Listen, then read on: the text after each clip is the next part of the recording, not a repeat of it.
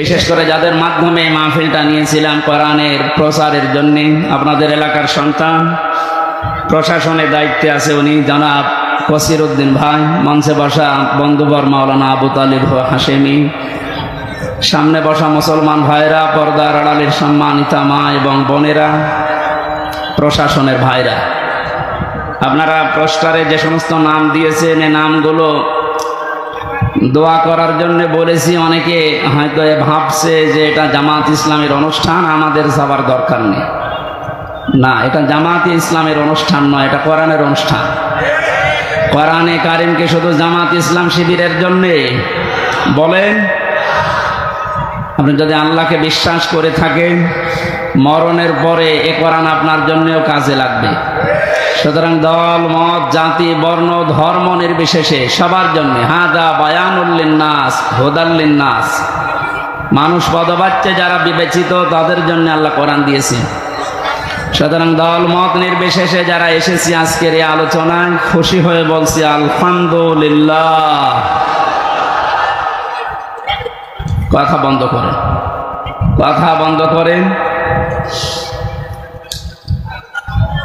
আল্লাহ পাক জানিয়েছেন তাহা মা আনজালনা আলাইকাল কুরআন লিতাশকা, হে নবী এ কোরআন আমি দিয়েছি আপনাকে লিতাশকার জন্য না। আপনি অপমান হবেন, অপদস্থ হবেন, মায়ের খাবেন, না খেয়ে থাকবেন, বন্যার পানিতে ডুবে মরবেন, এই জন্য কোরআন দেই। কোরআনে কারিম দিয়েছে এগুলো সব ওভারকাম করার জন্য। এ কোরআন আমাদের কাছে থাকার পরও আজ আমরা ওভারকাম করতে পারছি না, তার একটাই মাত্র কারণ, জেলা আমির যে হাদিসটি বলছিলেন আমরা ওইটার বাস্তব ব্যাখ্যার দিকে যাব, উনি সময় পাননি এই জন্য বলতে পারেন না। আল্লাহ পাক নবীজিকে এখানে ডাক দিয়েছেন তহা বলে। কি বলে? কোরআনে আমরা জানি বিশ্ব নবীকে বিশেষভাবে আল্লাহ 7টা নাম ধরে ডাক দিয়েছেন, তার ভেতরে তহা একটা। প্রথমে ডাক দিয়েছেন ইয়াসিন, হে নেতা। ইয়া শব্দের শাব্দিক অর্থ হচ্ছে হে, হাটা হরফে নেদা, সিন মানে সাজ্জেদ।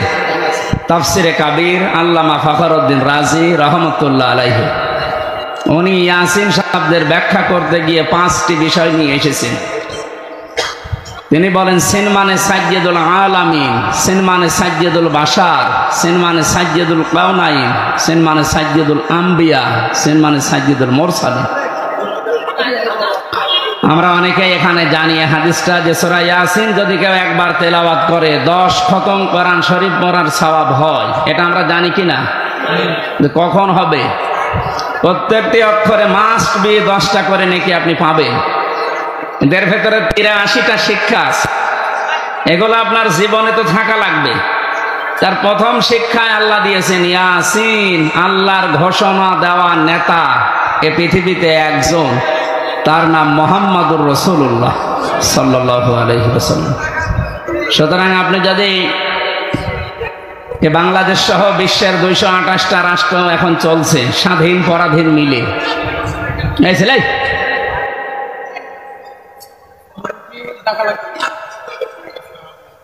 আপনি তো শুনতে তো পাচ্ছেন না, দেখতে পারলেও দেখেন কত মানুষ রোদে দাঁড়িয়ে আছে, তাও তো শুনছে। আর আপনি আরামে আছেন, তারপর ডিস্টার্ব করেন। কথা বলবেন না ভাই, ইশারায় কাজ করেন। আর ভলেন্টিয়ার কই, কারা কি করে? বললাম যে কথা বলবেন না, ইশারায় কাজ করেন। এ পৃথিবীর জমিনে কেউ যদি বাস না করে বলে আমি মঙ্গল গ্রহে বাস করব, চাঁদের দেশে বাস করব, সেখানেও নবীকে আপনাকে নেতা মানা লাগবে। ইয়াতানাজ্জালুল আমরু বাইনাহুন্না, প্রত্যেকটি জগতে আল্লাহর গ্রহে নক্ষত্র যেখানে আছে সৃষ্টি, ওখানে আল্লাহর বিধিবিধান আল্লাহ নাজিল করছেন তাদের মতো করে। যেহেতু পৃথিবীতে আমরা মানুষ বাস করি, এই জন্য আমাদের জন্য আল্লাহর বিধান যেটা আছে তার ভেতরে ইয়াসিন এই 6666টি আয়াতের ভেতরে আছে না নেই? সিদ্ধান্ত নিয়ে বাড়ি যাবেন, আল্লাহর নবী বাদ দিয়ে কাউকে আমরা নেতা আদর্শ মানি না। এটা কিন্তু নামাজের মতো ফরজ। অনেকে আজকে রাজনীতি মনে করে, দুনিয়ার হিসাব মনে করে চলে যায়। না, এটা দুনিয়ার বিষয় না, এটা আখিরাতের সাথে সম্পর্কিত। এখানে বাস না করে কেউ যদি মঙ্গল গ্রহে বাস করে, সেখানেও মুহাম্মদুর রাসূলুল্লাহকে আদর্শ নেতা মানা লাগবে। এ তো আল্লাহর ঘোষণা দেওয়া নেতা তিনি, নাকি আমির হামজা ঘোষণা দিয়েছে? কে দিয়েছে? 2 নম্বরে পেয়েছিলাম সাজ্জুদুল বাশার। বাশার মানে মানুষ। কেউ যদি বলে যে আমি মানুষ, আমি জানোয়ার না, তার জন্য মুহাম্মদুর রাসূলুল্লাহকে আদর্শ মানা লাগবে। এই কথা বুঝতেছেন? সুতরাং এই দুনিয়াতে কেউ যদি বিশ্ব নবী মুহাম্মদুর রাসূলুল্লাহকে আদর্শ না মানে, নেতা না মানে, সে আর মানুষ নেই। এটা তো আমি বানালাম নাকি? কত আলেম বসে আছে দেখতে পাচ্ছেন। বাকিগুলো একটা একটা করে ব্যাখ্যা আপনারা পড়ে নেবেন ইবনে কাসিরে, তাফসিরে কাবীরের ভেতর থেকে। আমি শুধু ইঙ্গিত দিলাম, কেন আল্লাহর ঘোষণা দেওয়া নেতা যিনি, তাকে বাদ দিয়া যাকে আপনি অনুসরণ করছেন, অনুকরণ করছেন, আপনি যে বিপদে পড়তে যাচ্ছেন সেটা কোরআন দিয়ে আপনাকে শোনায়। কিয়ামতে আল্লাহ যখন বিচারের প্রথম ধাপে ডাকবে আপনাকে, তখন একা একা ডাকবে। অকুল্লুহুম আতিহি ইয়াউমাল কিয়ামাতি ফারদা। আল্লাহ পাক বলেন কিয়ামতে প্রতিটি মানুষকে আমার সামনে দাঁড় করাবো স্রেফ একা একা, কেউ থাকবেন আপনার সাথে। বিচারের দ্বিতীয় ধাপে আল্লাহ এবার আর মানুষকে একা ডাকবেন না। ইয়াউমা নাদউ কুল্লা উনাসিন বিইমামিহিম। সূরা বানী ইসরাঈলের ৭২ নম্বর আয়াতের প্রথম অংশে আছে, আল্লাহ পাক বলেন কিয়ামতে বিচারের দ্বিতীয় ধাপে আমার সামনে মানুষ হাজির হবে তার নেতার সাথে। কার সাথে? বলেন বলেন। এটা যদি শুধু স্রেফ দুনিয়ার বিষয় হতো আমি বলতাম না। প্রথমে আপনার নেতা থাকবে, এরপরে পেছনে থাকবেন আপনি। ও মাগুরাবাসী, আপনি আমার পাশের জেলার মানুষ, এই জন্য আপনাকে বেশি ভালোবাসি। আপনি যেন জাহান্নামে না যান, কিয়ামতের কঠিন ময়দানে যেন ধরা খেয়ে না যান, এই জন্যই তো ব্যাখ্যা। আপনি তাফসিরুল কোরআন মাহফিল লিখে দিয়েছেন। একটু নিজের মনকে জিজ্ঞাসা করেন, কিয়ামতে যেহেতু আপনার নেতার সাথে আল্লাহ ডাক দিবে, প্রথমে নেতা, এরপরে কর্মী। মাগুরাবাসী নিরপেক্ষভাবে দৃষ্টি দিয়ে বলেন তো কি মনে হচ্ছে আপনার? আপনি যাকে আদর্শ মানেন, যাকে নেতা মেনে চলেন, যাকে আপনি রায় দিয়ে ভোট দিয়ে চেয়ারে বসান, এই লোকটা আপনার সামনে থাকবে, আপনি থাকবেন পেছনে। ওর যা চরিত্র আপনি তো জানেন। কথা বলেন না কেন? ও যে কোরআন বিরোধী মানুষ আপনি কিন্তু জানেন। ও যে আল্লাহকে বিশ্বাস করে না, শুধু মুখে মুখে, ভেতরে আল্লাহর বিশ্বাস ওর নেই, এইটাও আপনি জানেন। আপনার চাইতে আল্লাহ পাক ওর সম্পর্কে একটু কম জানে। আরো জোরে বলেন। যদি বেশি জানে, আপনি তো শুধু উপরেরটা জানেন, আল্লাহ ভেতরেরটা জানে। ওকে যদি আপনার সামনে দেখে, আপনার বিবেকে কি বলে আমি জানি না, তবে আমার বিবেক বলছে আপনাকে আল্লাহ কিন্তু ধরবে। কারণ ওকে দেখে আল্লাহর আগেই রাগ হয়ে যাবে, আপনার পর্যন্ত যাওয়া লাগবে না। এই তাহলে ভাই কি বলছে? মেহেরপুরের লোক না এভাবে বলে? কি বলছে? এই মানুষগুলো দেখেন নিজেই বলছে হ্যাঁ ঠিক, তার মানে আমি ধরা খাবো। আপনি বুঝে বলেন আর না বুঝে বলেন এইটা সঠিক। আমার এই কোরআনের চোখ লাগিয়ে, হাদিসের চোখ লাগিয়ে যেটা দেখতে পাচ্ছি সত্যি, আপনি কিন্তু ধরা খাচ্ছেন। সাজ্জিয়াতাইয়াকুল্লাহু কিফলুম মিনহা ওয়া কানা আল্লাহু আলা কুল্লি শাইইন মুকিতা। সূরা নিসার 85 নম্বর আয়াতে আছে, এটা ফি জিলালিল কোরআনে ব্যাখ্যা আছে, আমি শুধু সামারাইজ করে বলছি। আল্লাহ পাক বলেন কেউ যদি ভালো কাজে সাহায্য সহযোগিতা করে, সুপারিশ করে, একটা লোক ভালো কাজ করে যা পাবে আপনি শুধু সুপারিশ করে তাই পাবেন। এদের ব্যাখ্যায় মুফাসসির লিখেছেন কিয়ামতে বহু মানুষ উঠবে, তার আমলনামায় লেখা থাকবে জিনার গুনাহ। লোকটা বলবে মাবুদ আমি বৈধ স্ত্রী নিয়ে সংসার করেছিলাম, আমি জিনা করিনি, তোমার ফেরেশতারা মনে হয় ভুল করিস। আল্লাহ পাক বলেন, বান্দা আমি জানি তুমি জেনা করনি, কিন্তু তুমি এমন মানুষকে সাপোর্ট দিয়েছিলে, ভোট দিয়েছিলে, রায় দিয়েছিলে, সমর্থন জানিয়েছিলে যে লোকটা ক্ষমতার চেয়ারে বসে জেনা জারি করেছিল, নাইট ক্লাব চালু করেছিল। কয়েকদিন আগে একটা জরিপ পেয়েছিলাম, শুধুমাত্র ঢাকা সিটিতে 250টা নাইট ক্লাব চলছে। এখানে সব জায়গায় শুধু আল্লাহর জিকির হয়, কি হয় আপনি টের পাচ্ছেন না? তো এগুলো যারা করেছিল, আপনি তো রায় দিয়েছিলেন, তাদেরকে সাপোর্ট দিয়েছিলেন। এই লোকটা ক্ষমতা পেয়ে, আপনার ভোট পেয়ে, রায় পেয়ে, চেয়ার পেয়ে এই যে নাইট ক্লাব গুলো চালু করে আল্লাহর জিকিরের পরিবর্তে নাফরমানি চালু করেছে। হাজার লক্ষ লক্ষ জেনা সংগঠিত হয়েছিল। শুধু একা পাবে না, আপনার এই রায়ের কারণে আপনার আমল নামায় ফ্ল্যাক্সি লোড হয়ে যাবে। এখন যদি বলেন আমার তো ফ্ল্যাক্সি খোলা নেই, খোলা লাগবে না, এমনি খুলে যাবে, কারণ আপনি তো খুলে দিয়েছেন। অনেক মানুষ এমন আছে তারা বলবে, রব্বুল আলামিন আমি তো হজ করিনি, আমার নামের আগে হজের সওয়াব নেই। হজের মতো এরকম একটা ফরজ বিধান নিয়ে যারা ব্যবসা করছে, সিন্ডিকেট করে আছে, আমি সব ভেঙে চোরমার করে দেব। এইরকম মানুষগুলোকে যদি 151 জন আমরা পাঠাতে পারি, হজ সহ যত আল্লাহর বিধানের সাথে দেশে আজ তামাশা করা হচ্ছে সবগুলো আমরা ভেঙে দিতে পারবো। তাহলে এই ভালো কাজে যদি আপনি সাহায্য করেন, সহযোগিতা করেন, সমর্থন জানান, ভোট দেন, রায় দেন, সুপারিশ করেন, কিয়ামতে আপনি হজ না করেও হজের সওয়াব নিয়ে হাজির হয়ে উঠতে পারবেন। কথা বলেন ঠিক কিনা? এই জন্য বারবার আমি স্মরণ করাচ্ছি, যাকে আপনি সামনে নিয়ে স্লোগান দিচ্ছেন এই লোকটার চরিত্র কিন্তু আপনি জানেন। এমন মানুষকে সামনে যে ব্যবস্থা আসছে, সাপোর্ট করা যাবে না, সুপারিশ করা যাবে না, রায় দেওয়া যাবে না, ভোট দেওয়া যাবে না। যে মিলাবেন, কোন মুসলমান ইমান যাদের আছে, কোন মুমিন 3টা গোনা দুনিয়ায় করতে পারে না হুঁশ থাকতে। তাই ভালো করে মিলাবেন, আমি গতানুগতিক কথা বলি না। কোন মুমিন পৃথিবীতে জীবিত থাকতে হুঁশ থাকা অবস্থায় 3টা গোনা করতে পারে না। এ ঘোষণা দিচ্ছে কে? নাকি আমি বানালাম?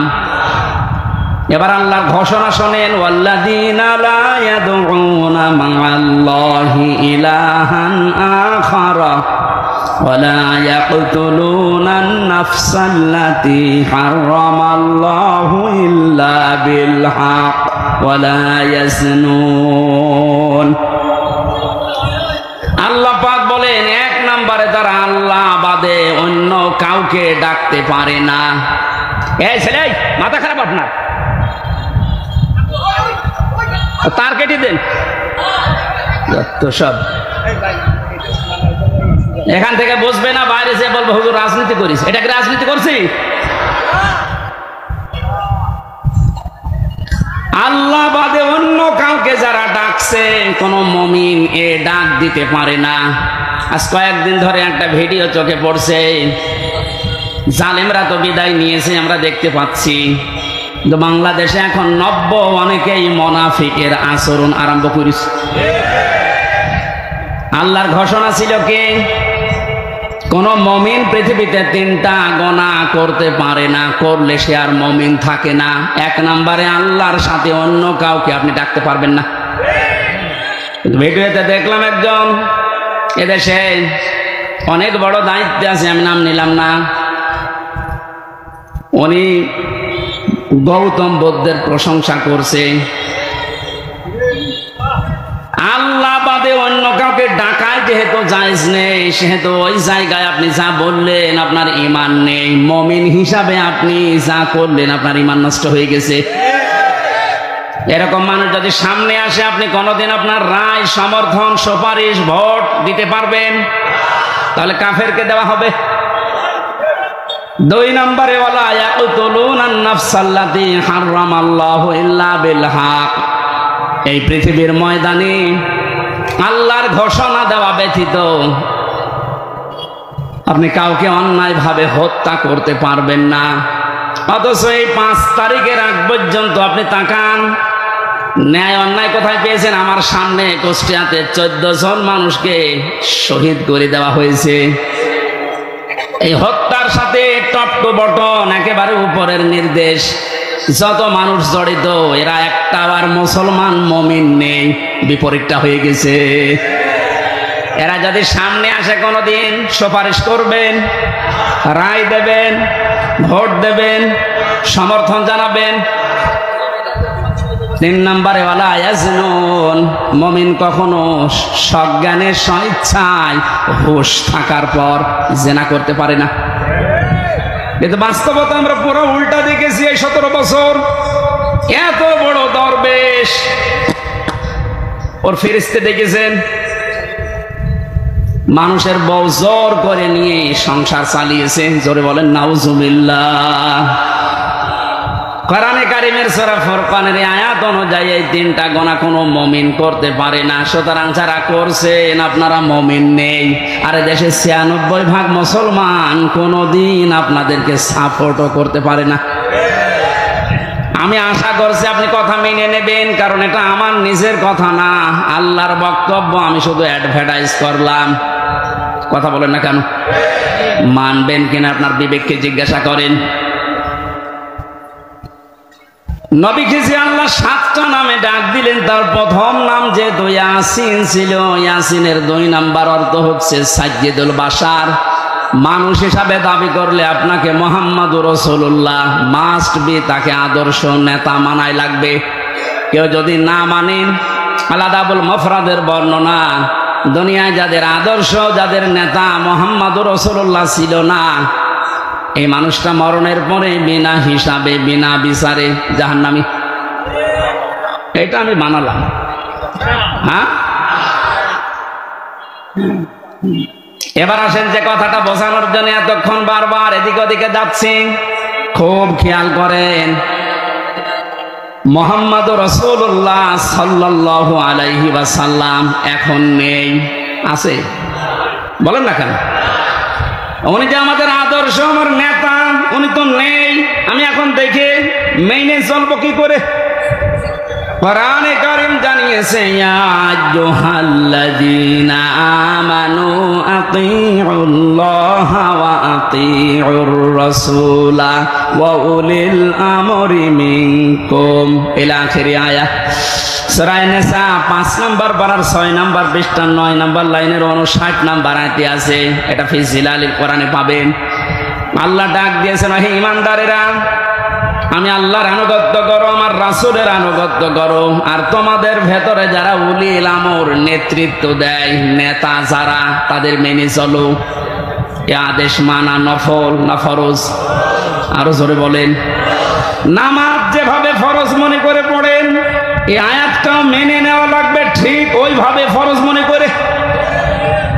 কিন্তু শিক্ষার বিষয় এখানে যে আতিউ, এটা ফেল, এটা ভার্ব, এটা ক্রিয়া। এই শব্দটা আল্লাহ নিজের নামে আর রাসূলের নামে দিয়েছেন, কিন্তু উলিল আমরের আগে আল্লাহ শব্দটা দেননি। আমি যেই কয়টা তাফসীর আয়াতের সাথে মিলিয়েছি, সব মুফাসসির একমত, আল্লাহ রাসূলকে মেনে চলা লাগবে, কোনো প্রশ্ন করা যাবে না। আল্লাহ রাসূলের পরে কিয়ামত পর্যন্ত যারা দুনিয়ায় আসবে, যারা নেতা হবে, নেতৃত্ব দেবে, এদেরকে যদি আপনি মেনে চলতে চান, মাস্ট বি আপনাকে দেখা লাগবে এই লোকটা আল্লাহ রাসূলকে মেনে চলে কিনা। একটা যদি আমরা মেনে নিতে পারতাম, অনেকে যারা 41 সাল টার্গেট দিয়েছেন, 31 সাল টার্গেট দিয়েছেন, এত লাগবে না। আমার যতটুকু বিশ্বাস, এই 5 তারিখের পর থেকে আজকের এই 6 তারিখ, মাত্র এই 32 দিন, এই 32 দিন এই যেভাবে পাল্টেছি আমরা, আপনি আর কিছুদিন সময় দেন, 16 থেকে এখন প্রায় 36% মানুষ এদেশে চাচ্ছে যে ইসলাম রাষ্ট্রীয়ভাবে কায়েম হোক। আমি আগস্টের 5 তারিখের আগ পর্যন্ত একটা জরিপ দেখেছিলাম বিবিসির। বাংলাদেশে 100 জনের 16 জন মানুষ চাইতো যে দেশে ইসলাম কায়েম হোক। কিন্তু আগস্টের 5 থেকে সেপ্টেম্বরের আজকে 7 তারিখ, মাত্র 32 দিনে গতকালকের রিপোর্টও দেখেছি এদেশে এখন 36 জন মানুষ চাচ্ছে এদেশে ইসলাম কায়েম হোক। একটু যেতে দেন সময়টা, 51 যখন হয়ে যাবে এদেশের মানুষ যে ইসলাম এদেশে কায়েম হোক, কোন মহারথী আর বাধা দিয়ে পার পাবে না। আর আমরা এটা দেখতে চাই। কথা বলেন না কেন? জালেমরা তো বুঝেছিল, পালিয়েছে। মুনাফিক অনেকে আছে, অনেকে বুঝে ফেলছে, এজন্য খালি তোড় জোড় করছে। না, আর সময় দেওয়া যাবে না, সময় দেওয়া যাবে না। আমার এরকম পরিবেশ তৈরি করেছে কি আপনার বাবা নাকি? যারা তৈরি করে দিয়েছে বৈষম্য বিরোধী ছাত্র আন্দোলনের এই নেতা কর্মী যারা, এরা যা বলবে তাই হবে। আপনি কোথাকার কে? কি করেছেন আপনি 17 বছর? আপনি এখন বড় বড় ইস্যু তৈরি করে নিয়ে আসতেছেন। যারা এভাবে স্বাধীন মুক্তভাবে জীবনে চলাফেরা করার পরিবেশ তৈরি করে দিয়ে গেল, তারা যা বলবে আমরা তাই মেনে নেব। বেশি বাড়বেন না। জালেমরা বেশি বাড়ার কারণে এই পরিণতি হয়েছে। মুনাফিকরাও যদি বেশি বাড়ে, মুনাফিকদের অবস্থা আরো শোচনীয় হবে। আমি সবচেয়ে বেশি আশ্চর্য হয়েছি গত বর্ষদিন, এই 17 বছরের ভেতরে কোনো বড় জালেম হোক আর ছোট জালেম হোক, কেউ সাহস পায়নি যে কোরআনে কারিমের কথা মসজিদে বলতে দেব না, এরকম সাহস কেউ দেখায়নি। কথা বললেন না কেন? আমি পাইনি। কিন্তু গত 2 দিনে অনেক জায়গায় দেখছি, জালেম তো নেই দেশে, মুনাফিক আছে। এই মুনাফিকেরা এখন সুর তুলছে মসজিদে কিসের কোরআনের কথা মসজিদে বলা যাবে না। আল্লাহর ঘোষণা শোনেন এবার, আমান আযলামু মিম্মান মানাআ মাসাজিদাল্লাহি আইয়ুযকারা ফিহা ইসমুহু ওয়া সাআ ফি খারাবিহা। সূরা বাকারা 114 নম্বর আয়াতের প্রথম অংশে আছে, ও মাগুরাবাসী, এটা রেকর্ড হচ্ছে, কালকে সারা দেশে ছড়াবে। আমার সামনে এখন এই 10,000 20,000 মানুষ না, আমার সামনে এখন 18 কোটি মানুষ আছে। সবাইকে উদ্দেশ্য করে বলছে, যারা একথা ছড়িয়েছেন যে মসজিদে কিসের কোরআনের কথা, আল্লাহর ভাষা দেখেছেন? আল্লাহ বলেন, বড় জালেম আমার দৃষ্টিতে ওইটা যে আমার ঘর মসজিদে আমার নামের আলোচনা, আমার জিকির, আমার কোরআনের কথা বলতে দেয় না। সুতরাং ভুল করছেন আপনি কিন্তু জালেমের খাতায় পড়বেন। আর জালেম হলে সে আল্লাহর টার্গেট। জালেমেরা টার্গেট কার? বলেন বলেন বলেন। আল্লাহ যদি কাউকে টার্গেট নেয়, কি হয়েছে দেখেছেন? কালামানিকের বেশি উড়ে গেছে। কথা বলছে না? আমি অপমান দেখেছি পৃথিবীতে বিভিন্ন মানুষের, কালামানিকের মতো অপমান আমি দুনিয়ায় দেখি। একটা টক শো থেকে যারা ডাবিং করে ওর কথা দিয়েছে, যা তাই বলে আমার বিসিতে মারবে। কি হারিয়েছে? এই জন্য যারা মুনাফিক আছেন আপনারা থামবেন। যারা আল্লাহ বাদে অন্য কাউকে ডাকার কথা বলে, ওর তো ঈমান নেই, ও তো মুনাফিক। মুনাফিকও না, কাফের। এই কথা বলেন না কেন? কারণ মুমিন কোনদিন আল্লাহ বাদে অন্য কাউকে ডাকতে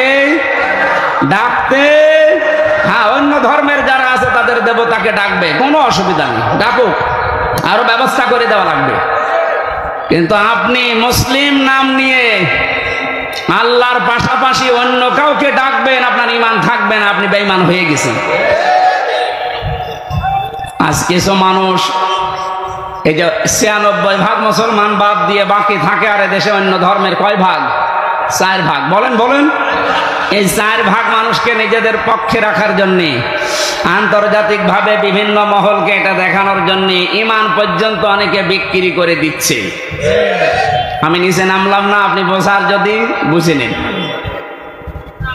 এই জন্য যে কথাটা আমি ইঙ্গিত দিতে চাচ্ছি, মুহাম্মদ রাসূলুল্লাহ বাদ দিয়ে অন্য কাউকে যে মানুষগুলো আদর্শ মেনে আছেন, আপনি ভুল পথে আছেন। কিয়ামতে আপনি যে ধরা খাবেন আপনি নিজেই স্বীকার করবেন। সুতরাং এখনই আপনি ফিরে আসবেন। ফিরে আসবেন কিনা বলেন তো? ফিরে আসবেন। আমি চাই আপনি যেন কিয়ামতে বিপদে না পড়েন। আমরা সবাই আল্লাহর বানানো জান্নাতে যেতে চাই ইনশাআল্লাহ। আমরা কোরআনে কারিমের একটা মাত্র আয়াত পড়েছি সূরা তাওবা 119 নম্বর আয়াত। এর ভেতরে যে কথাগুলো আছে এই কথাগুলো আমি তাফসীর আকারে বলার চেষ্টা চালাবো। আমা তাওফীকি ইল্লা বিল্লাহ। জেলা আমির সাহেব হাদিস পড়েছিলেন, পুরাটা উনি সময় পানিয়ে যদি ব্যাখ্যা করতে পারেনি। এটা বাস্তবের সাথে আমাদের আজ মিলানো লাগবে। আন আবি হুরায়রা রাদিয়াল্লাহু তাআলা আনহু قال قال النبي সাল্লাল্লাহু আলাইহি ওয়াসাল্লাম, বিশ্বনবী বলেন, হযরত আবু হুরায়রা থেকে এটা বর্ণিত, মান করাল কোরআনা, যে ব্যক্তি আল্লাহর কোরআন পড়ে, ফাস্তাজহারাহু, এবং কোরআনকে যারা ইজহার করার চেষ্টা করে। ইজহার মানে আমি যতগুলো অভিধানে ইজহার শব্দটা মিলিয়েছি, ইজহার শব্দের শাব্দিক অর্থ প্রকাশ করা, স্পষ্ট করা, দাঁড় করানো, কায়েম করা। আধুনিক ভাবে এখন যারা হাদিস ব্যাখ্যা করছে তারা লিখছে ইজহার মানে বিজয় করা। কোরআন যারা এদেশে আমরা পড়ছি, আমরা যদি এই মানুষগুলোই কোরআনকে বিজয়ী করার জন্য চেষ্টা চালাই, ফাহাল্লা হালালাহু ওয়া হারামা হারামাহু, এর ভেতরে বর্ণিত হালালকে হালাল জেনে মেনে নেওয়া, হারামকে হারাম জানার পরে ছেড়ে দেওয়া, আদখালাহুল্লাহুল জান্নাহ, নবীজি বলেন আল্লাহ তাকে জান্নাতে দিয়ে দিয়েছে। মাগুরাবাসী আমরা এখনো মরলাম না, অথচ আদখালা মাঝির শিখা দিলেন কেন? আমরা তো মরব, কবরে যাব, এরপরে তো জান্নাত। নবীজি একই জানিয়েছেন, আদখালাহুল্লাহুল জান্নাহ, আল্লাহ তাকে জান্নাতে দিয়ে দিয়েছে। তার মানে কি? মুহাদ্দিসিন ইকরাম ব্যাখ্যা করতে গিয়ে হাদিসে লিখেছেন, সত্যি যদি কেউ কোরআন 4টা শর্ত মেনে পড়তে পারে, শুদ্ধ করে পড়ে, ওটা বোঝে, নিজে ওর উপরে আমল করে, আর ওটা মানুষের কাছে পৌঁছিয়ে দেওয়ার নিয়তে চেষ্টা করে, তাহলে কোরআন পড়ার অর্থ পেলাম কয়টা? শর্ত। কোরআন পড়ার শর্ত কয়টা? শুদ্ধ করে পড়া, নিজে বোঝা, ওটা নিজের ব্যক্তিগত জীবনে আমল করা, কাজে পরিণত করা। 4 নম্বরে ওই কথাটা মানুষের কাছে পৌঁছিয়ে দেওয়ার জন্য চেষ্টা করা। এই 4টা শর্ত মেনে যারা কোরআন পড়ে এবং কোরআনকে যারা ইজহার করার, বিজয় করার চেষ্টা চালায়, এটা ইজহার শব্দের শাব্দিক অর্থ যে বিজয়ী, এটার বাস্তব উদাহরণ সূরা সফের ভেতরে আল্লাহ দিয়েছেন। ওয়াল্লাযী আরসালা রাসূলাহু বিল হুদা ওয়া দীনিল হক লিইয়ুযহিরাহু আলাদ-দীনি কুল্লিহি ওয়া কাফা ওয়ালাউ কারিহাল মুশরিকুন। আল্লাহ বলেন, তিনি সে আল্লাহ যিনি তার রাসূলকে সত্য দিন দিয়ে, জীবন বিধান দিয়ে দুনিয়াতে পাঠিয়েছেন। উদ্দেশ্য তার একটাই, লিইয়ুযহিরাহু আলাদ-দীনি কুল্লিহি, যত রকমের বিধান দুনিয়াতে আছে, মানুষের তৈরি করা নিয়ম নীতি, সবগুলো পেছনে ফেলে দিয়ে আল্লাহর কোরআনকে, ইসলামকে তিনি বিজয় করবেন। জোরে বলেন সুবহানাল্লাহ। এই আয়াত এবং এই হাদিসের বাস্তবতা যেটা আমরা এখন টের পাচ্ছি, 53 বছর বাংলাদেশটা স্বাধীন হওয়ার পরে আমরা দেখেছি কোরআনে কারিমে ইজহার নেই, বিজয় নেই। এই কারণে আমরা অনেকেই কিন্তু হালালকে হালাল জানার পরও মানতে পারছি না।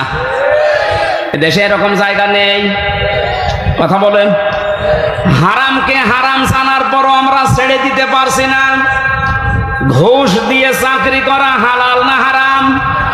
আরো জোরে বলেন। আপনি একটা জায়গা দেখান বাংলাদেশে 5 তারিখের আগ পর্যন্ত, প্রাইমারি থেকে বিশ্ববিদ্যালয় পর্যন্ত, এমনকি শ্রীপুর মাগুরার এই জামে মসজিদ থেকে কেন্দ্রীয় মসজিদ বাইতুল মুকাররম পর্যন্ত একটা জায়গাও টাকা পয়সা দেওয়া, অবৈধ সুপারিশ ছাড়া চাকরি হয়েছে কিনা? আমরা কিন্তু জানি এটা হারাম কাজ। হারাম জানার পরও হারামকে আমরা ছেড়ে দিতে পারি নাই, কারণ কোরআন দেশে বিজয়ী নেই। কথা বলুন।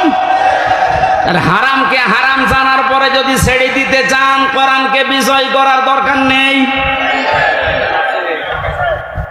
আপনি যদি কোরআন বিজয় না করেন, জানবেন যে এটা হারাম কিন্তু ছাড়তে পারবেন না, জানবেন যে এটা হালাল কিন্তু ধরতে পারবেন না। এই জন্যই নবীজি ফাস্তাযহারাহু দিয়েছেন।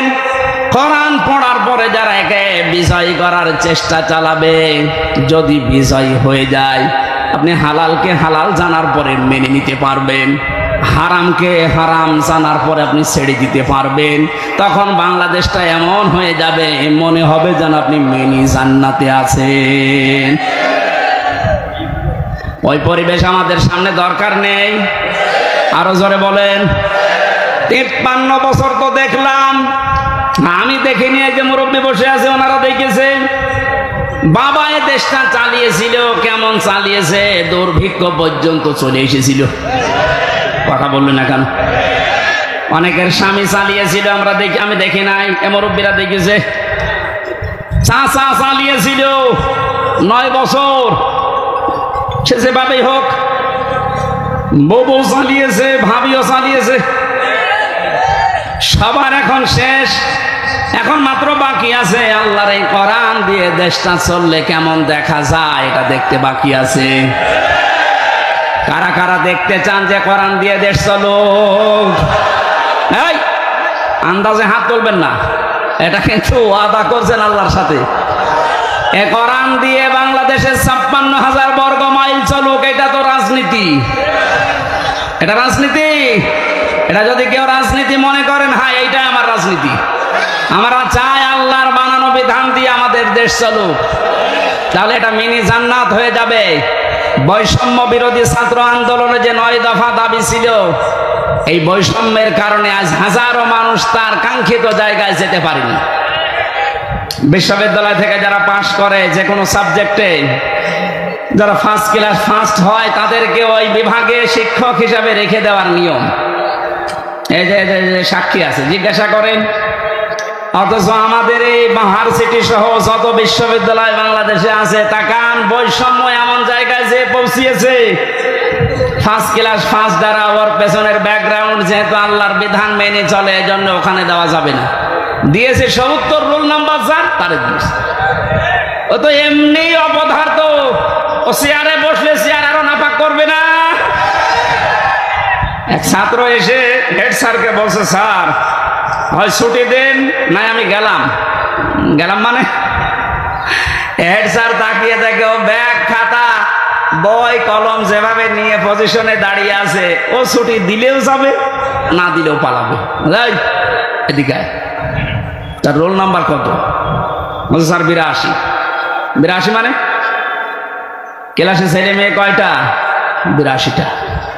82টা ছেলে মেয়ে, রোল নাম্বার 82। খুব ভালো ছাত্র, ওর জীবনের কোনো উদ্দেশ্য আছে? শুধু আসে বাবা মার ভয়ে আর পাঙ্কু মেরে চলে যায়। যাদের 1, 2, 3 তাদের ব্যাকগ্রাউন্ড দেখে তারা আল্লাহর বিধান মানে, আল্লাহর বিধান জমিনে চায়, এজন্য আপনি তাদের দিলেন না। যার রোল নাম্বার 82, তারে আপনি 35 লাখ টাকা নিয়ে চেয়ারে বসিয়ে দিলেন, কয়দিন পরে এসি আসিয়া থাকবে? দেশটা কত বৈষম্য তৈরি হয়েছিল, কত নিকৃষ্ট জায়গায় পৌঁছিয়েছে। বাস্তব উদাহরণ এই বায়তুল মোকাররমের ক্ষতি। একটা দেশ কত নিচে নামলে জাতীয় মসজিদের ইমাম পর্যন্ত পালিয়ে যায়, বলেন। এটা দূর করার জন্য 1000-এর উপরে ছেলে মেয়েরা জীবন দিয়ে গেল। শহীদের মর্যাদা লিখেছে, এরা তো মাস্ট বি শাহাদতের মর্যাদা পেয়েছে। দেওয়াল চাপা পড়ে মরলে যদি শহীদ হয়, আগুনে পুড়ে মরলে যদি শহীদ হয়, পানিতে ডুবে পড়লে যদি শহীদ হয়, সাপে কাটা পড়ে মরলে যদি শহীদ হয়, জালেমের জুলুমের সামনে নিজের জীবন দিয়ে গেল, ওর জীবনের মায়া ছিল না? বলেন। আমি কয়েকদিন আগে শহীদ আবু সাইদের বাড়ি গিয়েছিলাম রংপুরে। ছোটবেলা থেকেই নাকি প্রতিবাদী, ওর বাবা বলছিল যেভাবে জীবনটা দিয়ে গেল, এভাবে হাত তুলে কিয়ামতে আল্লাহ ওকে এইভাবেই তুলবে। কারণ শহীদদের কোনো লাশ ধোয়ানো হয় না, যেভাবে মরে ওইভাবেই কবরে দেওয়া হয়। কথা বলেন না কেন? কিয়ামতের দিনে এই বুকে 4টা গুলি নিয়ে উঠবে, আল্লাহ জিজ্ঞাসা করবে, আবু সাইদ তোমার বুকে এতগুলো গুলি কেন? ও বলবে, আমি জুলুমের সামনে নিজের জীবন পর্যন্ত দিয়েছি মানুষের অধিকার রক্ষা করার জন্য। আমার জীবনের মায়া ছিল, কিন্তু আমার চাইতে বেশি মহব্বত ছিল মানুষের অধিকারগুলোর উপরে। বলেন তো এভাবে উঠবে না উঠবে না? এরপরও আমরা আহলে হাদিসের নাম নিয়ে কিছু মানুষকে দেখতে পাচ্ছি, ওরা ভিডিও বানিয়েছে যে না শহীদ আবু সাইদ শহীদ হয়নি, ও বুক পেতে আত্মহত্যা করিস, আপনার ঈমান চলে যাবে। মানে শহীদের শব্দটা খেলাছোড়া বিষয় না, এটা হাসি তামাশা না। কোরআনে কারিমে আল্লাহ জানিয়েছেন যারা শহীদ হয় এদেরকে মরে গেছে কথা আপনি বলবেন না। শুধু আপনি না, দুনিয়ার সবাইকে আল্লাহ নিষেধ করেছেন, ওয়ালা তাকুলু লিমান ইয়ুকতালু ফি সাবিলিল্লাহি আমওয়াত বাল আহইয়াউ ওয়ালাকিন লা তাশউরুন। সূরা বাকারার 154 নম্বর আয়াতে আছে আল্লাহ শুধু একজন দুইজনকে না, দুনিয়ার সবাইকে, এটা বহুবচন, ওয়ালা তাকুলু, কেউ এ কথা বলবি না যারা শাহাদত বরণ করে তারা মরে গেছে, এ কথা বলা যাবে না, বরং তারা জীবিত এবং তোমরা এটা টের পাও না। মানুষ যাতে মুখ দিয়ে কথা বলে, জন্য মুখের উপরে আল্লাহ নোটিশ দিয়েছেন, মুখের পরে মানুষ এত ধারণা করতে পারে অন্তর দিয়ে, এই জন্য আল্লাহ ধারণার উপরে নোটিশ দিয়েছেন। ওয়ালা তাহসাবান্নাল্লাযীনা কুতিলু ফি সাবিলিল্লাহি আমওয়াতা বাল আহইয়াউন ইনদা রাব্বিহিম ইরসাকুন। সূরা আলে ইমরান 169 নম্বর আয়াত, এটা ফি জিলালিল কোরআনে আছে, সাইয়্যিদ কুতুব দিয়েছেন। আল্লাহ পাক বলেন ধারণাও করবি না যারা শহীদ হয়েছে, যারা মরে গেছে। মুখে বলা নিষেধ, ধারণা করাও নিষেধ, কারণ কি? বালা হইয়া, বরং তারা জীবিত, ইনদা রাব্বিহিম ইরসাকুন, এরা আল্লাহর কাছে রিজিক পাচ্ছে। সুবহানাল্লাহ বলতে পারেন না? শহীদরা যে মরে না, রিজিক পায়। আর খাবার খেলে যেহেতু রক্ত গোশত তৈরি হয়, এর প্রমাণ আমি 5 দিন আগে গিয়েছিলাম গাইবান্ধা। সাব্বির নামে একটা ছেলে শহীদ হয়েছিল এই 5 তারিখের আগে, ছাত্র শিবিরের সদস্য ছিল। শহীদ হওয়ার পরে ওকে কবরে দিয়ে 26 দিন না 27 দিন পরে তারে তুলেছে। এই 27 দিন পরে দেখছে যে সমস্ত জায়গায় অস্ত্রের আঘাত লেগেছিল ওই জায়গাগুলো দিয়ে ফিনকি দিয়ে রক্ত বের হচ্ছে। বাংলার মানুষেরাও যদি খাবারই না খাবে আল্লাহর কাছে, 1 মাসের পরে ওর শরীরে রক্ত আসলো কোত্থেকে বলেন? এখানে 1000-এর উপরে জীবন দিয়ে গেল ছাত্র এবং ছাত্রীরা। 2700-র উপরে এখনো বাংলাদেশের বিভিন্ন হাসপাতালে অসুস্থ হয়ে আছে। রাষ্ট্রের যারা দায়িত্ব পেয়েছেন এই সহজ অবস্থায়, যাদের এই সমস্ত আত্মত্যাগের কারণে এরকম মুক্ত পরিবেশে আমরা ফিরে আসতে পারলাম, আমরা আহ্বান জানাবো এই অসুস্থ, এই আহত মানুষদের প্রত্যেকের চিকিৎসার ব্যবস্থা রাষ্ট্র করবে। সাথে আপনারা আছেন না? ডক্টর মোহাম্মদ ইউনূস সহ যারা দায়িত্বে আছেন তাদের এই মুহূর্তে সবচাইতে বড় দায়িত্ব এটা। শহীদ আবু সাইদের কবরে যদি যেতে পারেন, এরকম 2700 আবু শহীদ এখনো পর্যন্ত বাংলার বিভিন্ন হাসপাতালে কাতরাচ্ছে। রাষ্ট্রীয়ভাবে টাকা পয়সা যত খরচ হয় হোক, দেশে না হলে বাইরের দেশে নিয়ে যাওয়া লাগবে। এনারা দ্বিতীয় স্বাধীনতার মহান জীবিত এ মানুষগুলো গাজী। 53 বছর আগে যারা শহীদ হয়েছে এ দেশের জন্য, তাদের যদি ভাতা দেওয়া যায়, মাত্র এই 1 মাস 2 দিন আগে যারা শহীদ হয়ে গেল এদের কিছু করা যাবে না? বৈষম্য বিরোধী ছাত্র আন্দোলনে যারাই ছিল, আমরা প্রত্যেকের সুচিকিৎসার ব্যবস্থা নিশ্চিত করতে চাই রাষ্ট্রীয়ভাবে, এবং যারা মারা গেছে তাদের যে সম্মান দেওয়া দরকার আল্লাহ এবং রসুলের পক্ষ থেকে যেটা এসেছে, কোনোদিন এ কথা মুখে উচ্চারণ করবেন না ও মরে গেছে, মনে মনে ধারণাও করবেন না যে মরে গেছে। এত বড় কঠিন হুঁশিয়ারি দিয়েছেন আল্লাহ কোরআনে কারিমে শহীদদের পক্ষে। ওনাদের যে দাবি ছিল সংস্কার, আমি এ কোরআনের মাহফিলের মাধ্যমে সারা বাংলাদেশের মানুষকে আহ্বান জানাতে চাই, সংস্কার যখন আরম্ভ হয়েছে 1628 জন মানুষকে সংস্কার করা লাগবে এক্ষুনি, কারণ এই মানুষগুলো জালেমদের সহযোগী ছিল। এই কথা বলেন না কেন?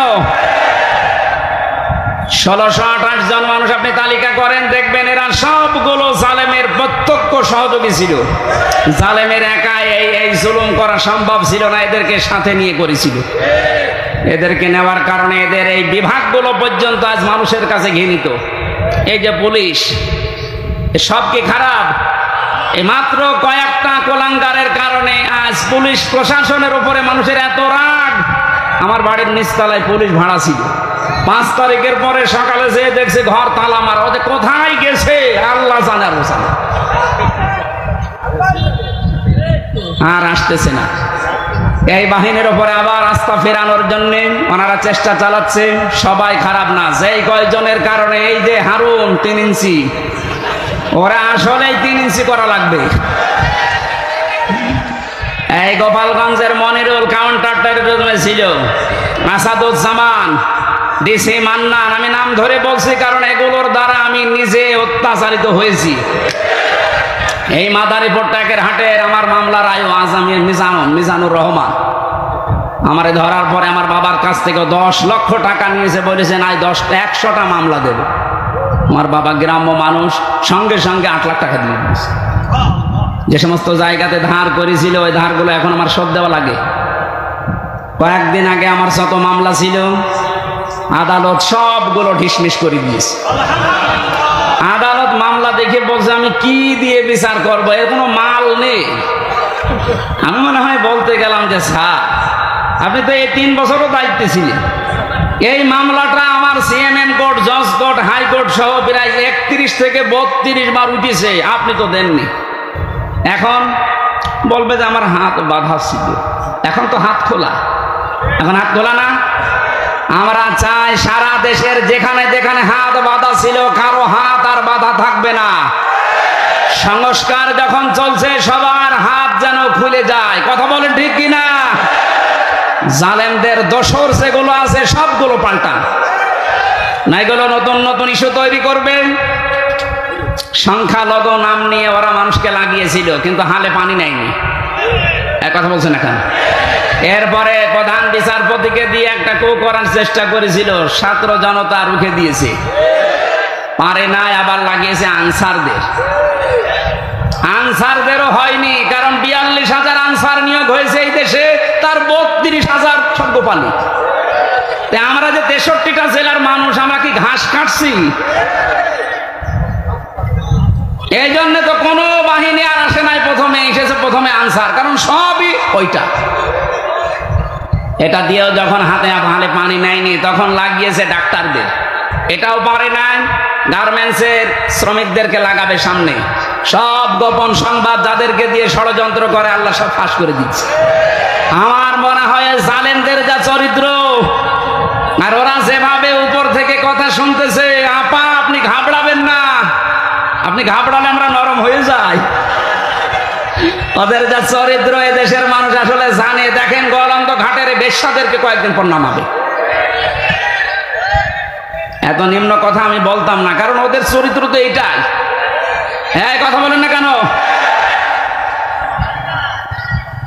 এখানে সংস্কার যখন আরম্ভ হয়েছে, 9 দফা দাবি নিয়ে যারা লেগেছিল, সংস্কার আমরা খুব দ্রুত চাই। যে লোকটাকে এখনো পর্যন্ত মাথার উপরে বসিয়ে রেখেছেন এই চপ্পু মিয়া, কিসের চপ্পু? এই চপ্পুকে বাদ দেওয়া লাগবে ইমিডিয়েটলি। কারণ জালেমদেরকে টিকিয়ে রাখার পেছনে যারাই দায়ী, একটাকেও আমরা চোখের সামনে দেখতে চাই না। এই কথা বলেন, নয়তো কিন্তু এই ষড়যন্ত্র রোখা যাবে না। নতুন নতুন করে আবার ফাঁদ বাঁধবে। বেশ্যাদেরকে দিয়েও হবে না, তখন নিজেরা উলঙ্গ হয়ে নামবে। চরিত্র বলতে কিছু আছে যে নামবে না? এত অত্যাচার করেছিল জেলখানার ভেতরে মানুষকে। আমার যে মামলা, এটা মূল্য চুরি মামলাও না, সন্দেহ করে আমরা ধরে নিয়েছি। আমার ওয়াজ শুনে নাকি কিটা উদ্বুদ্ধ হয়ে সংসার ভাঙতে গেছে, এই ছিল আমার মামলা। আর আমারে নিয়ে রেখেছে ফাঁসির কন্টেম সেলের ভেতরে, রিমান্ডে নিয়েছিল মাটির নিচে, ওই যে আয়না ঘর বলে ওটা নিচে, আমি দেখে এসেছি। আমার কালো কাপড় দিয়ে চোখ বেঁধে, হাত পেছনে বেঁধে দিয়ে, তাও হ্যান্ডকাপ দিয়ে যেটা লাগলে হাত কেটে যায়, পায়ের ভেতরে ডান্ডা বেড়ি দিয়ে 11 ঘন্টা আমার টাঙিয়ে রেখেছিল যে যা বলতে বলছি এটা বলা লাগবে, নয়তো আপনার বউ তুলে নিয়ে আসবো আমরা। বলেন নাউজুবিল্লাহ। এই মানুষগুলোকে বলে ক্ষমা করে দেন। কিসের ক্ষমা? কোনো ক্ষমা নেই এদের, কারণ এদের মাফ করবেন না আল্লাহ, কারণ ওরা আল্লাহর কাছে অপরাধ করে নাই, করেছে হামজার কাছে। যতদিন পর্যন্ত হামজা মাফ না করবে ওকে আল্লাহও মাফ করবে। ইন্নামাস সাবিলু আলাল্লাযিনা ইয়াজলিমুনা নাস, আল্লাহ বলেন অবশ্যই আমি নিজে মামলা দেব, কেস করব তাদের বিরুদ্ধে যারা মানুষ হয়ে মানুষের উপরে জুলুম করে। আল্লাহ কি ইয়াজলিমুনা আল মুসলিমুনা দিয়েছেন? না, ইয়াজলিমুনা নাস। আমি কি মানুষের ভেতরে পড়ি না? আসতে বলেন। মানুষের ভেতরে পড়ার পরও 3টা বছর আপনি যোগাযোগ বিচ্ছিন্ন রাখলেন আমার আর মামুনুল হককে, কেন? আমরা কি মানুষের ভেতরে না? এ অত্যাচার জুলুমের সাথে টপ টু বটন যারা জড়িত, আমি জানতাম খবর নিয়ে মাঝে মাঝে বলতে, স্বরাষ্ট্রমন্ত্রী এ কথা জানিয়েছে, এই জন্য আপনাদের যোগাযোগ বিচ্ছিন্ন। আমরা মাফ করব না, যে মাফ করে করুক, আমার কোনো মাফ নেই।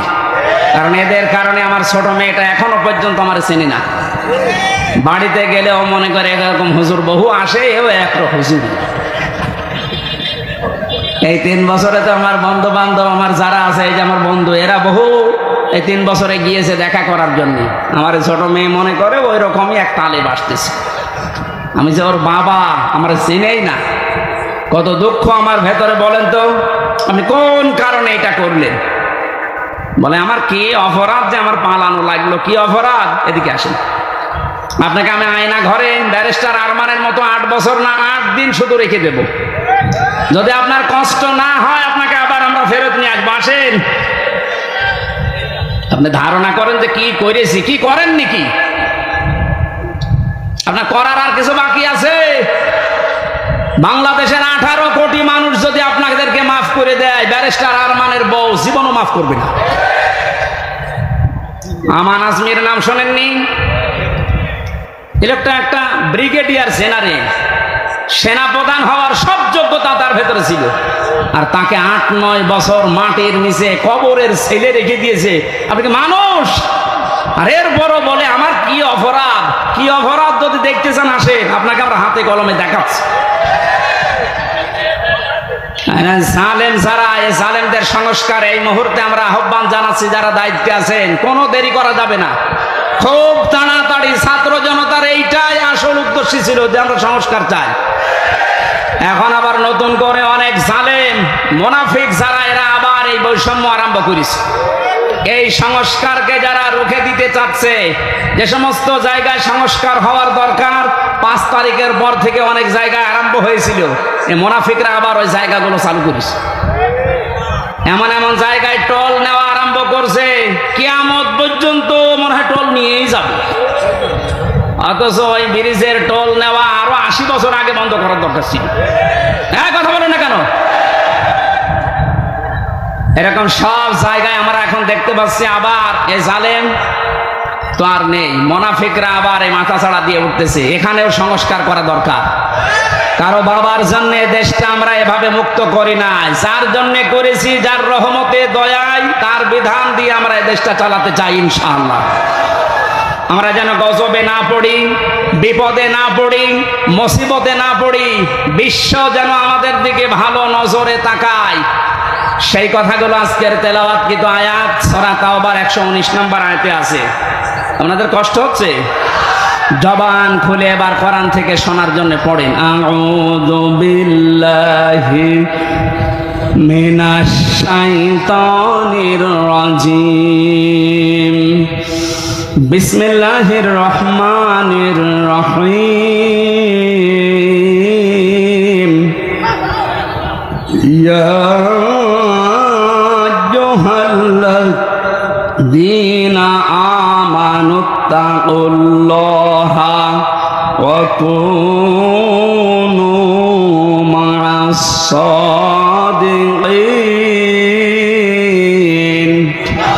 সাদাকাল্লাহুল আযীম।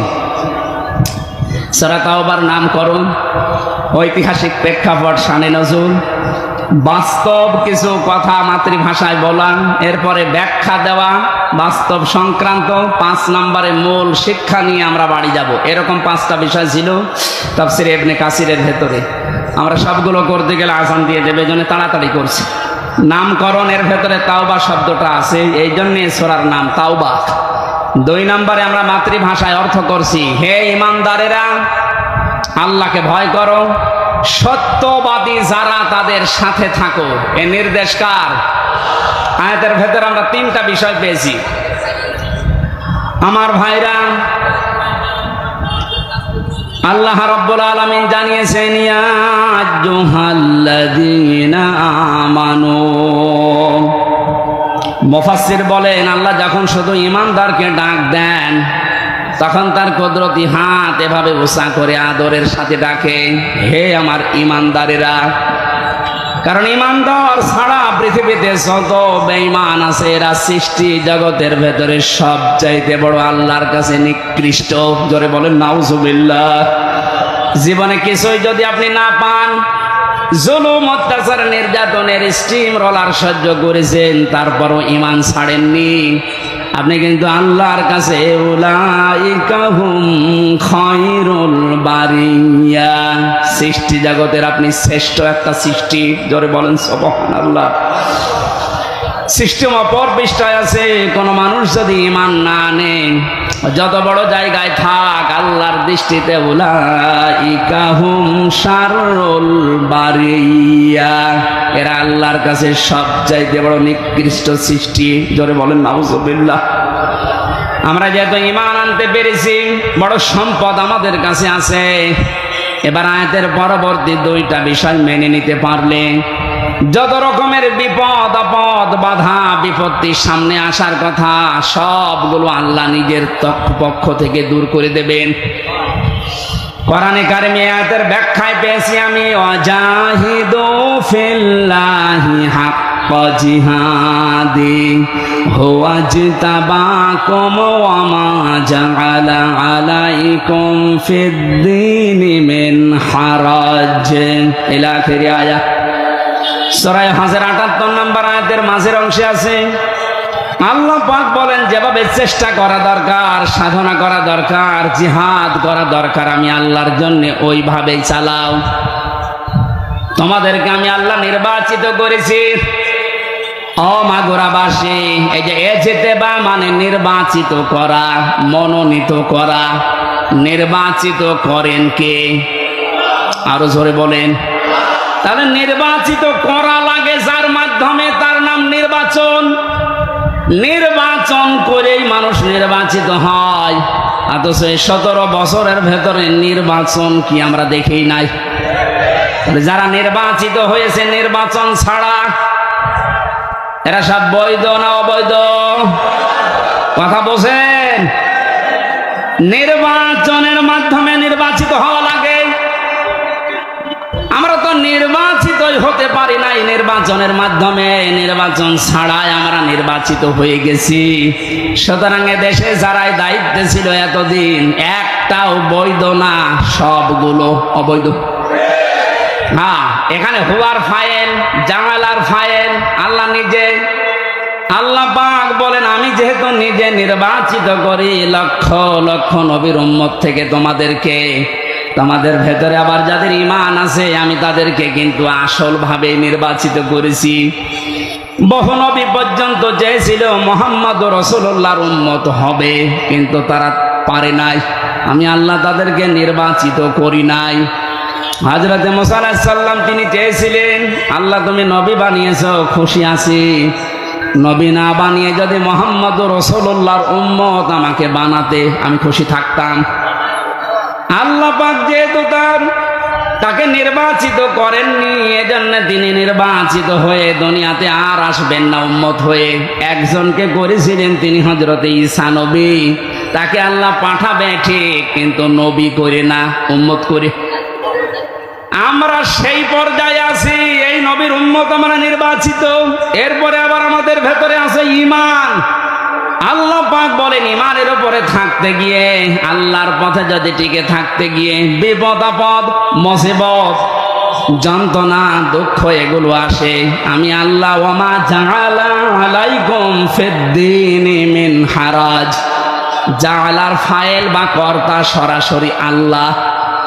দিনের উপরে চলতে গিয়ে ইমানদারদের যত বাধা বিপত্তি যত ঝামেলা আসবে এগুলো সব আল্লাহ নিজে দায়িত্ব নিয়ে সরিয়ে দেবেন। জোরে বলেন আল্লাহু আকবার।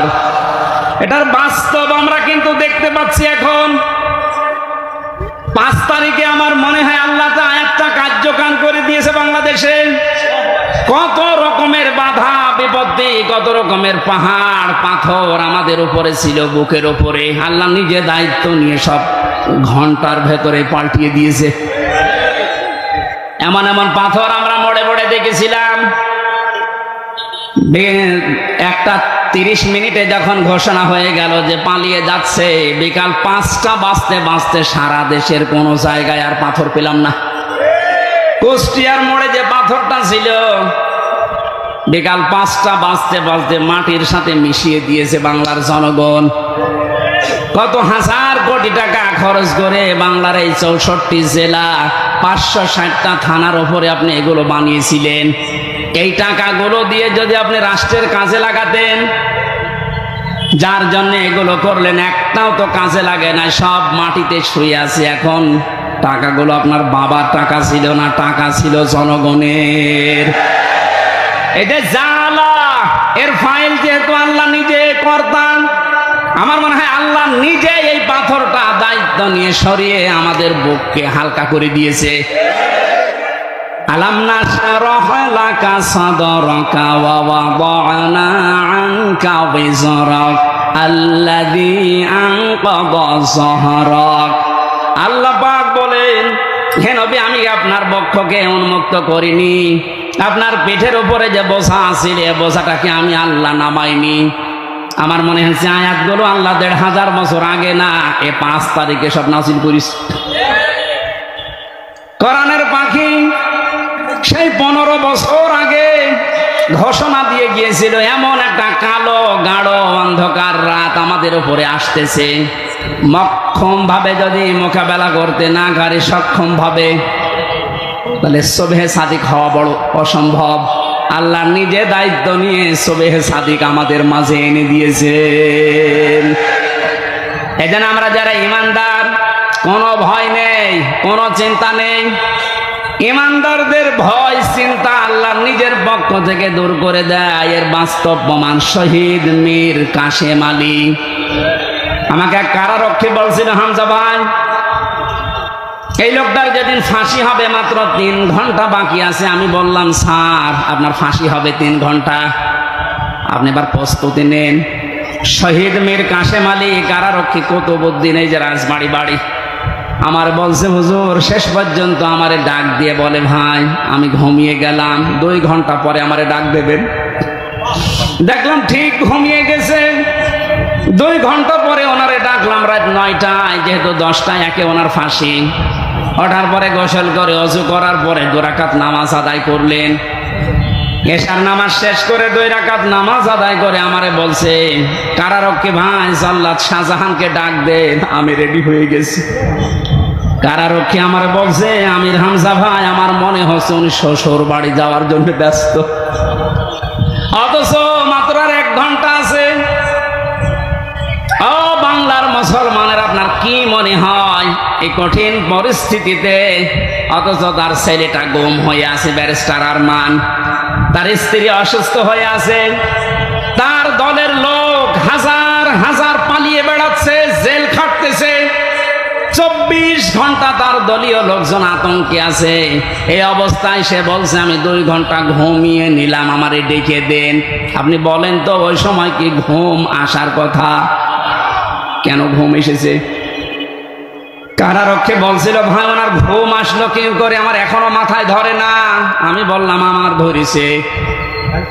আল্লাহ পাক বলেন, ইন্নাল্লাযীনা ক্বালু রাব্বুনাল্লাহু সুম্মা ইসতাকামু তাতানাজ্জালু আলাইহিমুল মালাঈকা যারা এই কথা দুনিয়ায় বলতে পারে আমাদের রব আল্লাহ, আর এর উপর টিকে থাকতে পারে, আল্লাহ ফেরেশতা নাজিল করে তাদেরকে শুধু সাহায্যই করে না, এটা যেহেতু তাতানাজ্জালু মুসারে বর্তমান ভবিষ্যৎ প্রেজেন্ট ফিউচার, মালাকুন না দিয়ে আল্লাহ মালাইকা বহু বচন দিয়েছেন।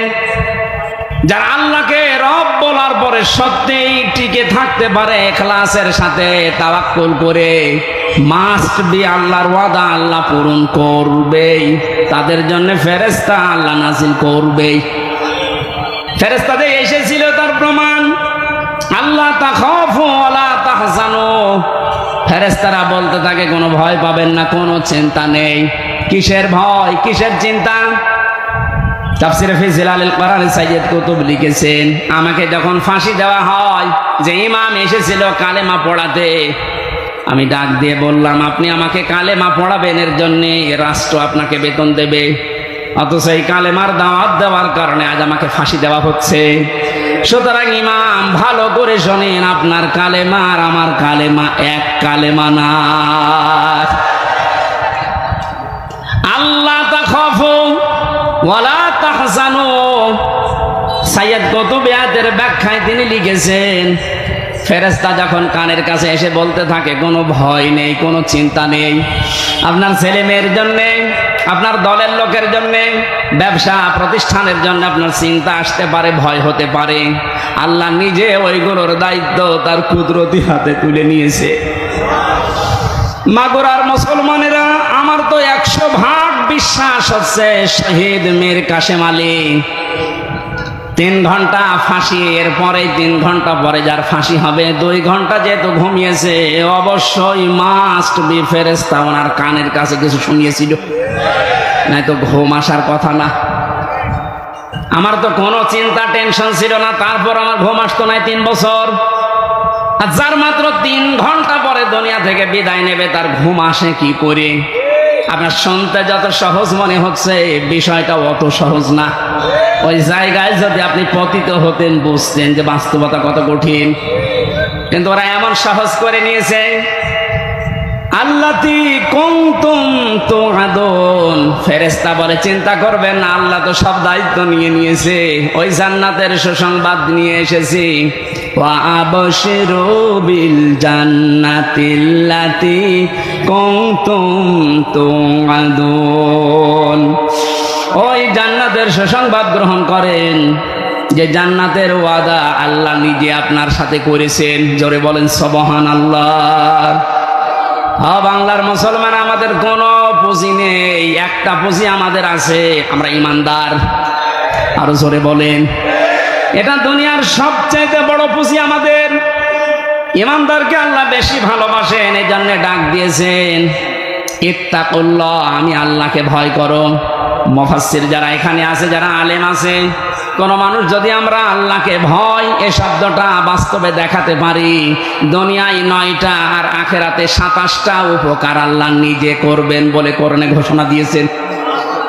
এতগুলো ব্যাখ্যা করতে গেলে অনেক সময় লাগবে, এজন্য আমি এক কথায় বলছি, তাকওয়া মানে আল্লাহর ভয়, ঠিক আছে, কিন্তু যে যেখানে যেই কাজ করবেন, ওই কাজ করার আগে শিক্ষা এবং প্রশিক্ষণ নেওয়ার মাধ্যমে বাস্তব জীবনে ওই কাজটা সুচারুরূপে আঞ্জাম দেওয়ার নাম তাকওয়া। আশা করছি কথা বোঝা গেছে। এই তাকওয়া যদি কেউ অর্জন করে, তাদেরকে আল্লাহ জানিয়েছেন কুনু মা'আস সাদিকিন, সত্যবাদীদের সাথে থাকবা কাজে এবং কর্মে, তাহলে ধ্বংস আসবে না, বিপদ আসবে না, মুসিবত আসবে না, গজব আসবে না। আমরা যেহেতু এখন সত্যবাদীদের সঙ্গে থাকার জন্য আল্লাহর ঘোষণা শুনলাম, মরণের আগ পর্যন্ত আল্লাহর ভাষায় যারা সত্যবাদী, তাদের সাথে থাকতে রাজি নেই। আরো জোরে বলেন, আল্লাহর ভাষায় সত্যবাদী কারা? যারা জুব্বা গায়ে দেয়, যারা পাগড়ি মাথায় দেয়, যারা শুধু মসজিদে বসে বসে আল্লাহ আল্লাহ জিকির করে, এরাই কি সাদিকিন, সত্যবাদী। এই আয়াতের ব্যাখ্যা আল্লাহ নিজে করেছেন, সূরা বাকারা 177 নম্বর আয়াত। আল্লাহ পাক বলেন, উলাইকাল্লাযীনা সাদাকু ওয়া উলাইকা হুমুল মুত্তাকুন, উপরে বর্ণিত এখানে 10টা গুণ দেওয়া আছে। কেউ যদি 10টা গুণ অর্জন করতে পারে তারাই ইমানের দাবিতে সত্যবাদী, তারাই মুত্তাকি, তাদের সঙ্গে তোমাদের থাকা লাগবে। এ নির্দেশ কার? আরো জোরে বলেন কার? এখন এই 10টা নির্দেশ আল্লাহ যেটা দিয়েছেন সূরা বাকারা 177 নম্বর আয়াত, তাফসিরে ইবনে কাসির, মারিফুল কোরআন। আমি বলে দিলাম বাড়িতে যে একটু নামিয়ে দেখেন আপনি সত্যবাদীদের সাথে থাকতে চান কিনা। আল্লাহ রাব্বুল আলামিন আমাদেরকে আয়াতের যে 10টা গুণ দিয়েছেন, যেহেতু আজান হচ্ছে আর রাতের মাহফিল দূরে, ওই শাহ আব্দুল কাদের মোল্লা, শহীদ আব্দুল কাদের মোল্লা সাহেবের কবরের পাশে আমার মাহফিল আজকে রাতে। আজকের মতো শেষ করে আগামীতে কয়েকটা অনুষ্ঠানে শ্রীপুর, মাগুরা, নাঙ্গলবাদ নেওয়া আছে, ওখানে রাতের বেলা কথা বলবো ইনশাল্লাহ। আল্লাহুম্মা আমিন। লা ইলাহা ইল্লা আনতা সুবহানাক ইন্নী কুনতু মিনাজ জালিমিন। লা ইলাহা ইল্লা আনতা সুবহানাক ইন্নী কুনতু মিনাজ জালিমিন। রব্বুল আলামিন প্রচন্ড রোদের ভেতরে গরমে চাতক পাখির মতো কোরআনের কথাগুলো বোঝার চেষ্টা করছিল। এরা কোরআন শুনতে এই মাগুরা শ্রীপুরের মানুষগুলো এত পাগল, এদেরকে তুমি কোরআনের জ্বলন্ত হেদায়েত দিয়ে দাও। হযরতে ওসমানের মতো, হযরতে ওমরের মতো বানিয়ে দাও। এ মাহফিলের আয়োজন করতে গিয়ে বাংলাদেশ জামাতে ইসলামী মাগুরা জেলা শাখা, শ্রীপুর উপজেলা শাখার উদ্যোগে বিশাল আয়োজনে যারা আনসান দিল, এই যুবক মানুষদেরকে যে মা পেটে নিয়েছে, মায়ের পেট তুমি খাদিজার মতো বানিয়ে দাও। সম্মানিত মা বোনেরা বিভিন্ন বাড়িতে গাছতলায় তারা বসে আছে। আল্লাহ, আলাদাভাবে তাদের দায়িত্ব কর্তব্য বলতে সময় পেলাম না, তুমি তাদেরকে ফাতেমাতুজ জোহরার মতো জীবন দিয়ে দাও। রব্বুল আলামিন যত মানুষ এই কোরআন প্রচারের জন্য টাকা দিয়েছে, এদের টাকাগুলো ওসমানের সাথে মঞ্জুর করো। মুরব্বী যারা এসেছে আল্লাহ আবু বকরের মতো বানিয়ে দাও। তোমার বান্দা কসির উদ্দিনের মাধ্যমে মাহফিল আমি এসেছি, আল্লাহ কসিরকে মেহেরবানি করে কবুল করো। তার সন্তানাদি, স্ত্রী, মা বাবা দুনিয়া থেকে যারা বিদায় নিয়েছে তাদের মাফ করে দাও। যারা বেঁচে আছে হায়াতে তাজ্জেবা সিহাতে কল্যাণ দান করো। মাহফিলের প্রধান অতিথি আমাদের অভিভাবক বাংলাদেশ জামাতে